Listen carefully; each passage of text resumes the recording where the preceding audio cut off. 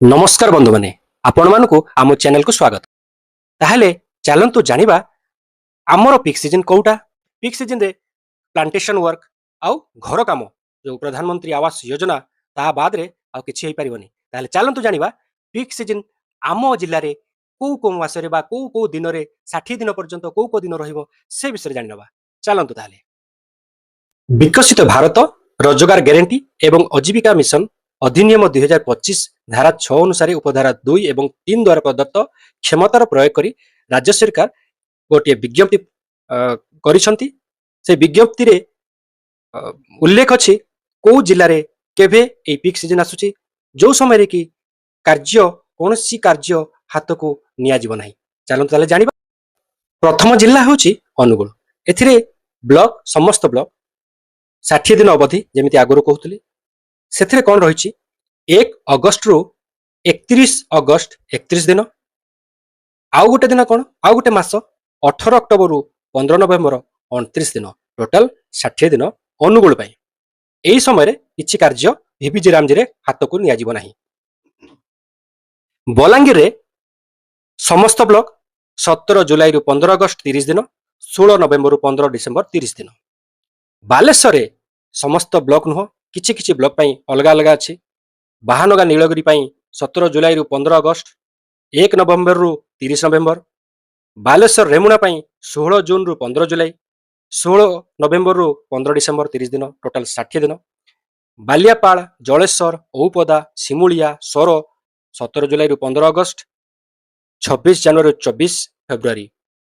बस्तारे 21 जुलाई रु 19 अगस्त 16 जनवरी रु 14 फेब्रुआरी। भोगराई रे 1 अगस्त रु 31 अगस्त 1 फेब्रुआरी रु 28 फेब्रुआरी 28 दिन आउ 1 मार्च को मिसई की 60 दिन होउची। खैरा रे 15 जुलाई रु 12 सेप्टेम्बर कंटिन्यूअसली 60 दिन होउची।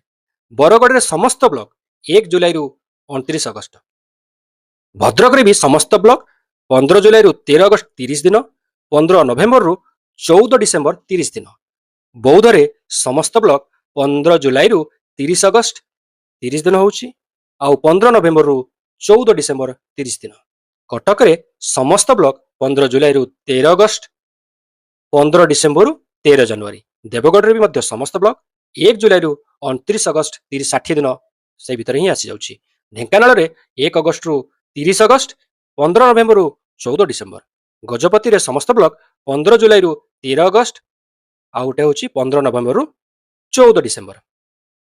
गंजाम रे समस्त ब्लॉक 15 जुलाई रु 13 अगस्त 15 नवेम्बर रु 14 डिसेंबर। जगतसिंहपुर रे समस्त ब्लॉक 15 दिन रे भाग करा जायछि। प्रथम रहउची 17 जुलाई रु 31 जुलाई तापरे होची 17 डिसेंबर रु 31 डिसेंबर 20 जनवरी रु 3 फेब्रुआरी 15 एप्रिल रु 29 एप्रिल टोटल 60 दिन। जाजपुर रे समस्त ब्लॉक नुह एथिरे बड़चଣା बोरी दशरथपुर धर्मशाला जाजपुर सुकिंदा 15 जुलाई रु 13 अगस्त 30 दिन 1 नवेम्बर रु 30 दिन। जाजपुर रे जो बिंजारपुर दानगदी कोरी ब्लॉक रे 20 जुलाई रु 18 अगस्त 25 अक्टोबर रु 23 नवेम्बर 30 60 दिन। रसुलपुर ब्लॉक रे 15 जुलाई रु 13 अगस्त 15 नवेम्बर रु 14 डिसेंबर। झारसुगुड़ा रे समस्त ब्लॉक 7 जुलाई रु 15 अगस्त 40 दिन आउ 20 दिन कोन 15 नवेम्बर रु 4 डिसेंबर। भवानीपाटना रे 1 जुलाई रु 30 जुलाई 1 नवेम्बर रु 30 नवेम्बर। धर्मगढ़ रे 1 जुलाई रु 30 जुलाई 20 जनवरी रु 18 फेब्रुआरी। गोलामुंडा रे 15 जून रु 14 जुलाई 15 जनवरी रु 13 फेब्रुआरी 30 दिन। ये होची कलाहांडी जिला विषय में कहूछु। आउ जो ब्लॉक रहिले जयपाटना जुनागढ़ कलमपुर ककसरा मोरामपुर जोटा कि 15 जून रु 14 जुलाई आ 15 जनवरी रु 13 फेब्रुआरी। करलामुंडा रे 15 अगस्त रु 13 सेप्टेम्बर 15 नवेम्बर रु 14 डिसेंबर। केसिंगा रे 1 नवेम्बर रु 30 डिसेंबर 60 दिन पूरा। लांजीगढ़ रे 1 जुलाई रु 30 जुलाई 1 डिसेंबर रु 30 डिसेंबर। सेमिति नर्ला रे 1 जुलाई रु 30 दिन 15 नवेम्बर रु 14 डिसेंबर। थुआमूल रामपुर रे 15 जून रु 14 जुलाई 16 जनवरी रु 14 फेब्रुआरी। कंधमाल रे समस्त ब्लॉक 1 ଅଗଷ୍ଟ ରୁ 30 ଅଗଷ୍ଟ 30 ଦିନ, 10 ନଭେମ୍ବର ରୁ 9 ଡିସେମ୍ବର 30 ଦିନ। କେନ୍ଦ୍ରାପଡ଼ାରେ ସମସ୍ତ ବ୍ଲକ 15 ଜୁଲାଇରୁ 13 ଅଗଷ୍ଟ ଆଉ 15 ନଭେମ୍ବର ରୁ 14 ଡିସେମ୍ବର। କେନ୍ଦୁଝରରେ ଆନନ୍ଦପୁର, ଘସିପୁରା, ହାଟଡି ବ୍ଲକରେ 15 ଜୁଲାଇରୁ 13 ଅଗଷ୍ଟ, 10 ନଭେମ୍ବର ରୁ 9 ଡିସେମ୍ବର 30 ଦିନ। ଆଉ ବାଂଶପାଳ, ଚମ୍ପୁଆ, ଘଟଗାଁ, ହରିଚନ୍ଦନପୁର, ଝୁମ୍ପୁରା, ଯୋହଡ଼ା, କେନ୍ଦୁଝର ସଦର, ପାଟଣା, ସାହାରପଡ଼ା, ତେଲକୋଇ ଏଥିରେ 1 ଜୁଲାଇରୁ 30 ଜୁଲାଇ ଆଉ 15 ଅକ୍ଟୋବର ରୁ 13 ନଭେମ୍ବର, ଟୋଟାଲ 30 60 ଦିନ। ଖୋର୍ଦ୍ଧାରେ ବାଲିଅନ୍ତା, ବାଲିଆ, ବାଲିପାଟଣା, ବଲଗଡ଼, ଚିଲିକା ଏହି ବ୍ଲକ ଗୁଡ଼ାରେ 1 ଜୁନ ରୁ 15 ଜୁନ, 16 ଜୁଲାଇରୁ 30 ଜୁଲାଇ, 1 ଡିସେମ୍ବରରୁ 15 ଡିସେମ୍ବର, 16 ମାର୍ଚ୍ଚରୁ 30 ମାର୍ଚ୍ଚ, ଏମିତି 15 15 15 15 ଟୋଟାଲ 60 ଦିନ। ସେମିତି ଖୋର୍ଦ୍ଧାର ବାଣପୁର, ଜଟଣୀ, ଖୋର୍ଦ୍ଧା, ଟାଙ୍ଗୀ ବ୍ଲକରେ 1 ଜୁନରୁ 15 ଜୁନ, 16 ଜୁଲାଇରୁ 30 ଜୁଲାଇ, 1 ଡିସେମ୍ବରରୁ 15 ଡିସେମ୍ବର, 16 ମାର୍ଚ୍ଚରୁ 30 ମାର୍ଚ୍ଚ। ବେଗୁନିଆରେ 1 ଜୁନରୁ 15 ଜୁନ, 16 ଜୁଲାଇରୁ 30 ଜୁଲାଇ, 1 ଡିସେମ୍ବରରୁ 15 ଡିସେମ୍ବର, 16 ମାର୍ଚ୍ଚରୁ 30 ମାର୍ଚ୍ଚ। ଭୁବନେଶ୍ୱରରେ 1 ଜୁଲାଇରୁ 20 ଜୁଲାଇ, 5 ଡିସେମ୍ବରରୁ 29 ଡିସେମ୍ବର, 5 ଏପ୍ରିଲରୁ 19 ଏପ୍ରିଲ। ତାପରେ ଆସିଲେ କୋରାପୁଟରେ ସବ୍ ଡିଭିଜନ ୱାଇଜ କରାଯାଇଛି, ଯୋଉଥିରେ ଜୟପୁର ସବ୍ ଡିଭିଜନ ଭିତରେ ଯୋଉ ବି ବ୍ଲକ ଅଛି ସେଗୁଡାକୁ 7 ଜୁଲାଇ ରୁ 5 ଅଗଷ୍ଟ 30 ଦିନ, 20 ଜାନୁଆରୀରୁ 18 ଫେବୃଆରୀ 30 ଦିନ, ସେଇ ଦିନରେ କାମ ଗୁଡାକୁ ହାତକୁ ନିଆଯିବ ନାହିଁ। ଆଉ କୋରାପୁଟ ସବ୍ ଡିଭିଜନରେ 21 ଜୁଲାଇରୁ 19 ଅଗଷ୍ଟ, 30 ଜାନୁଆରୀରୁ 18 ଫେବୃଆରୀ 60 ଦିନ। ମାଲକାନଗିରିରେ ସେମିତି ସମସ୍ତ ବ୍ଲକ 15 ଜୁଲାଇରୁ 13 ଅଗଷ୍ଟ, 1 ନଭେମ୍ବରରୁ 30 ନଭେମ୍ବର। ମୟୂରଭଞ୍ଜରେ ସମସ୍ତ ବ୍ଲକ 15 ଜୁନରୁ 14 ଜୁଲାଇ 30 ଦିନ, 15 ନଭେମ୍ବରରୁ 14 ଡିସେମ୍ବର 30 ଦିନ। ନବରଙ୍ଗପୁରରେ ଚନ୍ଦାହାଣ୍ଡି, କୋଷାଗୁମୁଡା, ପାପଡାହାଣ୍ଡି, ଉମରକୋଟରେ 15 ନଭେମ୍ବରରୁ 14 ଡିସେମ୍ବର 30 ଦିନ, 15 ଫେବୃଆରୀରୁ 28 ଫେବୃଆରୀ 14 ଦିନ, 1 ମାର୍ଚ୍ଚରୁ 16 ମାର୍ଚ୍ଚ 16 ଦିନ, ଏମିତି 60 ଦିନ ଏହି ବ୍ଲକ ଗୁଡାରେ କାମ ହାତକୁ ନିଆଯିବ ନାହିଁ। ପ୍ରତ୍ୟେକ ଆର୍ଥିକ ବର୍ଷର ଏହି ସମୟରେ ଭିଭିଜି ରାମଜିରେ କାମ ନିଆଯିବ ନାହିଁ।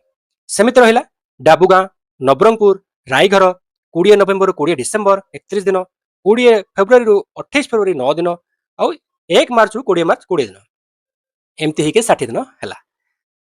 ତାପରେ ଆଉ କିଛି ବ୍ଲକ ରହିଲେ ଯେମିତିକି ଝରିଗାଁ, ନନ୍ଦାହାଣ୍ଡି, ତେନ୍ତୁଳି ଖୁଣ୍ଟି ଏଥିରେ 10 ନଭେମ୍ବରରୁ 10 ଡିସେମ୍ବର 31 ଦିନ, 10 ଫେବୃଆରୀରୁ 28 ଫେବୃଆରୀ 19 ଦିନ, 1 ମାର୍ଚ୍ଚରୁ 10 ମାର୍ଚ୍ଚ 10 ଦିନ। ସେମିତି ନୟାଗଡ଼ରେ ସମସ୍ତ ବ୍ଲକ 1 ଜୁଲାଇରୁ 29 ଅଗଷ୍ଟ କଣ୍ଟିନ୍ୟୁଅସଲି 60 ଦିନ ସରିଯିବ। ନୂଆପଡ଼ାରେ ସମସ୍ତ ବ୍ଲକ ନୁହଁ, ଅଲଗା ଅଲଗା ବ୍ଲକ ଅଛି ଦେଖିବା।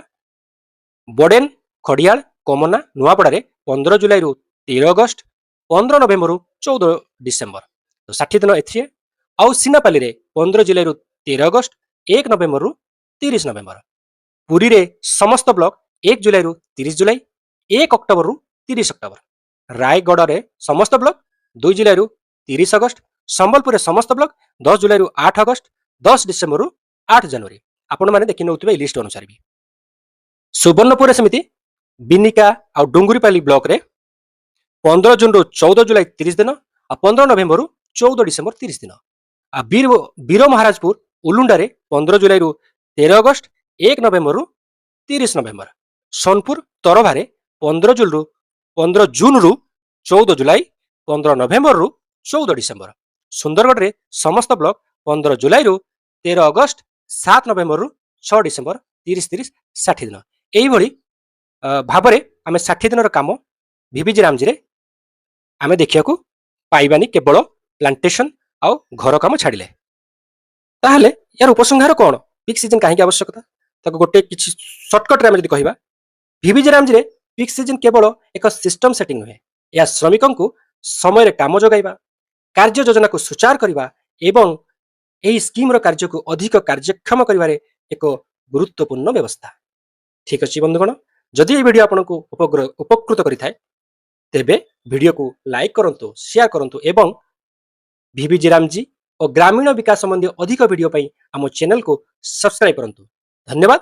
ପୁଣି ଦେଖା ହେବ ଆଉ ଏକ ଉପଯୋଗୀ ଭିଡ଼ିଓରେ।